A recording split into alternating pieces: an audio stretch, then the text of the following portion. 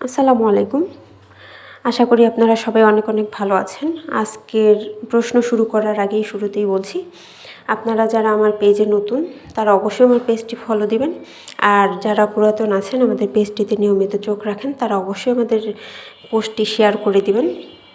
আজকের প্রথম প্রশ্ন, জাতিসংঘ বিশ্ববিদ্যালয় কোথায় অবস্থিত? টোকিওতে। এটি মূলত জাপানের টোকিওতে।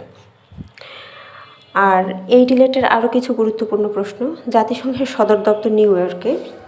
আর জাতিসংঘের অধীনে 14টি গবেষণামূলক বিশ্ববিদ্যালয় রয়েছে। আর শান্তি বিশ্ববিদ্যালয় কোস্টারিকাতে অবস্থিত। আজকের দ্বিতীয় প্রশ্ন, মংলা সমুদ্রবন্দর কোথায় অবস্থিত? বাগেরহাটে অবস্থিত। আর বাংলাদেশে মোট 3টি সমুদ্রবন্দর রয়েছে, চট্টগ্রাম ও পায়রা সমুদ্রবন্দর। পায়রা সমুদ্রবন্দর পটুয়াখালীর কলাপাড়ায় অবস্থিত। আজকের তৃতীয় প্রশ্ন, দেশের বৃহত্তম নভ থিয়েটার কোথায় অবস্থিত? ঢাকায়। এটি ঢাকার বিজয় সরণিতে অবস্থিত।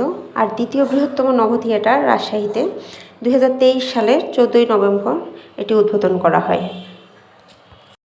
আজকের চতুর্থ প্রশ্ন হলো, বাংলাদেশ কত সালে ওআইসি এর সদস্যপদ লাভ করে? 1974 সালে ওআইসি এর দ্বিতীয় সম্মেলনে বাংলাদেশ সদস্যপদ লাভ করে।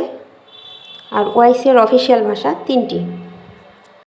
আজকের পঞ্চম ও শেষ প্রশ্ন, হার্ডিঞ্জ ব্রিজ কোন জেলায় অবস্থিত? কুষ্টিয়া ও পাবনা জেলায়। এটি 1915 সালে লর্ড হার্ডিঞ্জ নির্মাণ করেন, তাই এর নামকরণ করা হয় হার্ডিঞ্জ ব্রিজ।